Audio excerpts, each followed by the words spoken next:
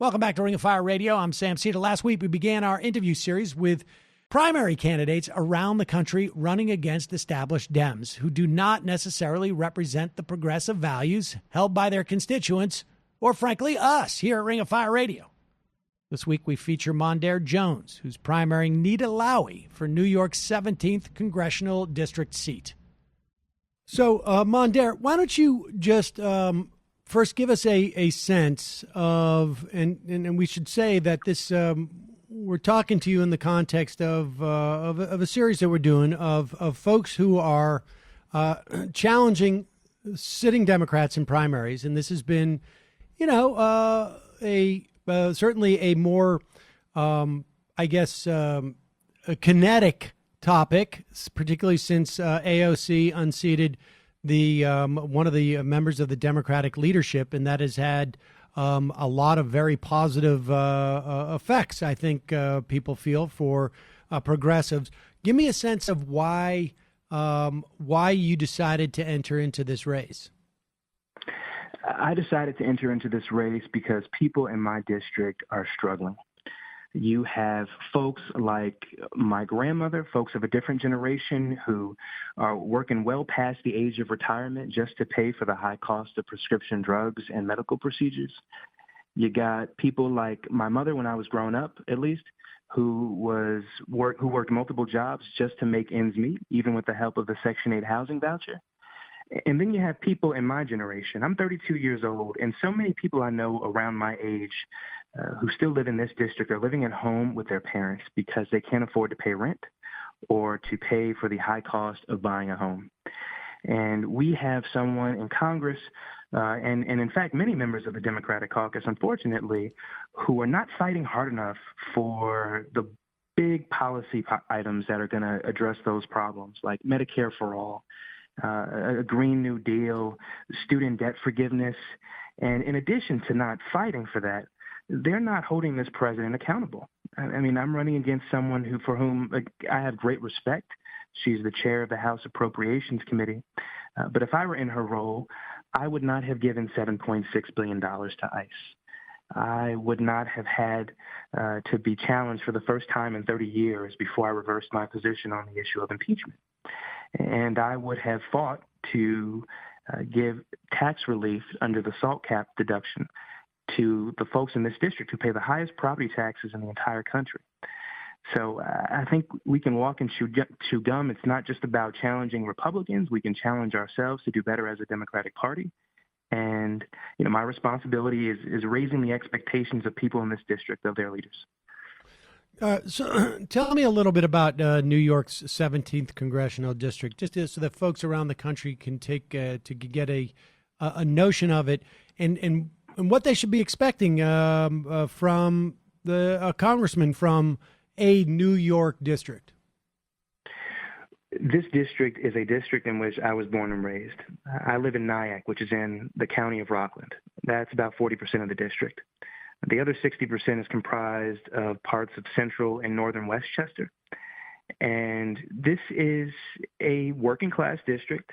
Median household income is $95,000, so it's a little more affluent than many other districts, but still working class and middle to upper middle class. And folks here are people who are progressive Democrats for the most part, especially if you look at the polling.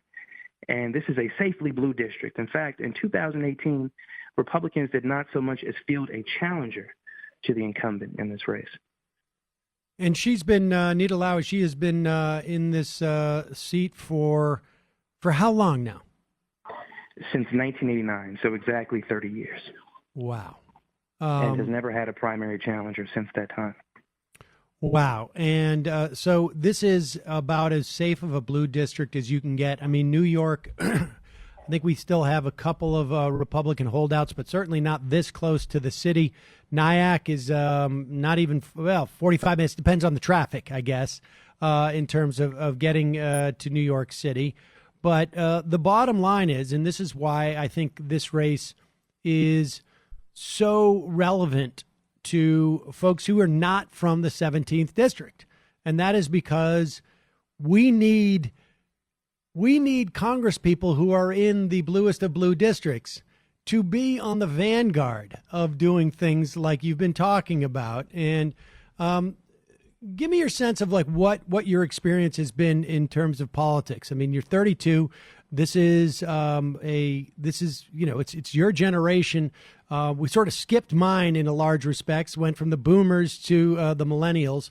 And I got no problem with that, knowing my generation, with all due respect to me and to my generation. But give us a sense of your experience that you've had at this point, because you've packed a lot into those 32 years. That's right, and my apologies to your generation for jumping the gun a bit. No, thank you. I was born and raised in this district, was born at Nyack Hospital, raised in the village of Spring Valley, which is a working class district. My political awakening really came when I was in high school, and I saw as a public school student in the East Ramapo Central School District how difficult it was to get, even then, a school budget passed.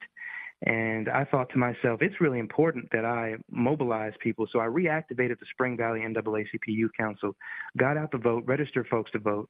And a few years later, ended up joining the national board for the NAACP and chairing a committee at the age of 19. Wow. I was really active in progressive causes at Stanford University, where I fought for things like faculty and graduate student diversity, a living wage for maintenance and dining hall workers, and even obtained some policing reforms as a senior at Stanford University when the Palo Alto police chief at the time, before she resigned, we got her to resign, made comments supportive of racial profiling.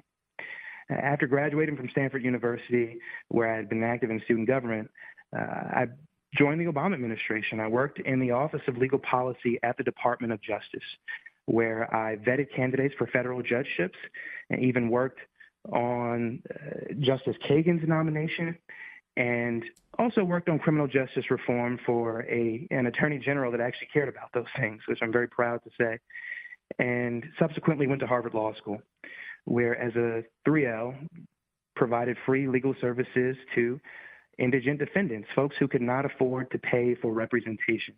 And I saw firsthand how people are over-arrested, over-prosecuted, and over-sentenced, primarily people of color and low-income people. I then decided to get some of the best training I can get by going to work at a law firm, where I also at the same time could pay down the $120,000 in student debt from law school, and where I also spent hundreds of hours investigating claims of employment discrimination and helping people who had been defrauded during the financial crisis get some of their money back. And I'm very proud to say that I was awarded by the Legal Aid Society of New York for the pro bono work that I did in that capacity.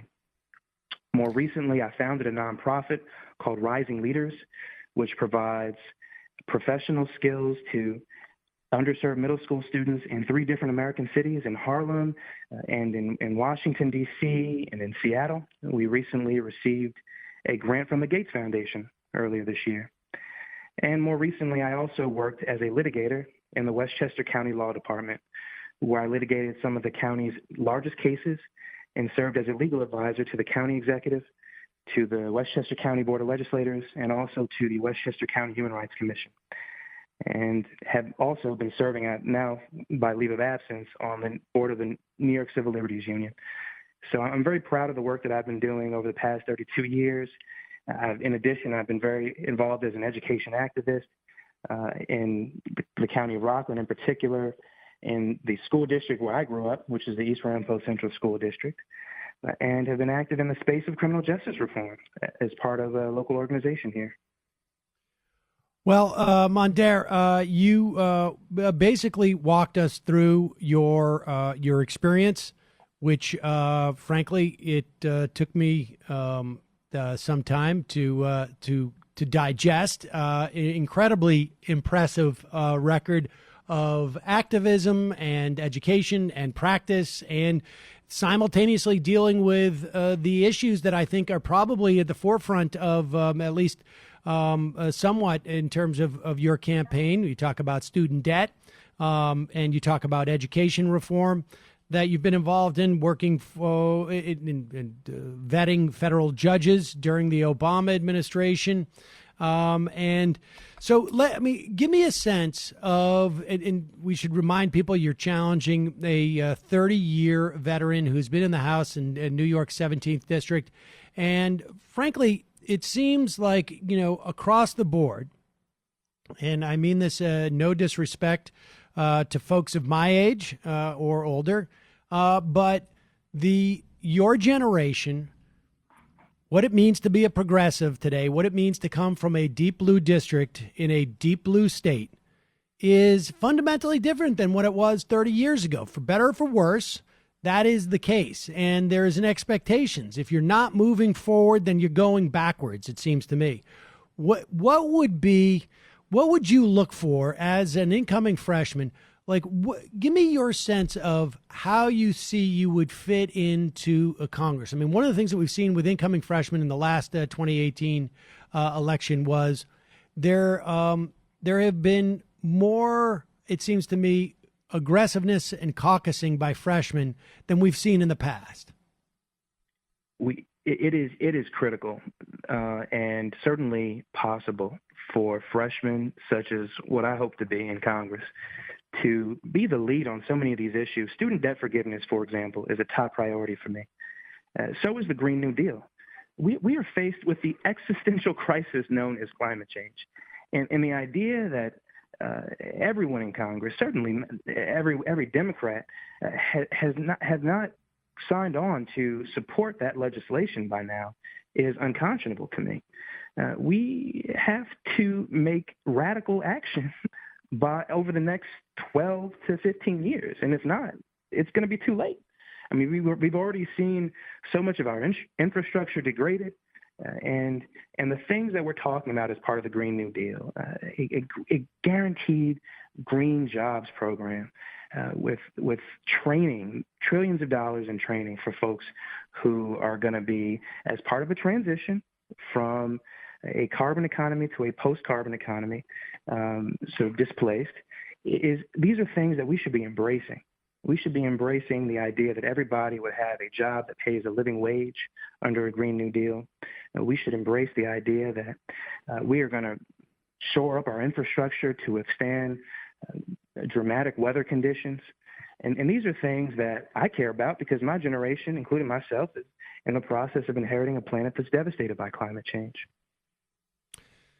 So the Green New Deal, obviously a massive priority because of the existential threat to the country. I mean, talk to me about your feelings about Medicare for All, where we've heard a lot of different variations of Medicare for All plan.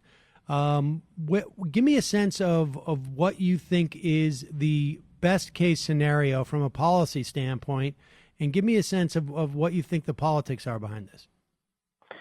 You know, I've had so many conversations about this with people in my district, including folks of my grandmother's generation. And people are concerned. People are concerned about what it means to lose your private insurance.